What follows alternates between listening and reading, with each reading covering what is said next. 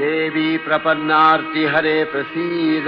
प्रसीद मातर जगतो अखिलस्य प्रसीद विश्वेश्वरी पाहि विश्वं स्वविश्वरी देवी चराचरस्य आधारभूता जगतस्त्वमेका महीस्वरूपेण यतः स्थितासि अपां स्वरूपस्थितया तवैतदप्यायते कृष्णम् अलङ्घ्य वीर्ये त्वं वैष्णवी शक्तिरनन्तवीर्या विश्वस्य बीजं परमासि माया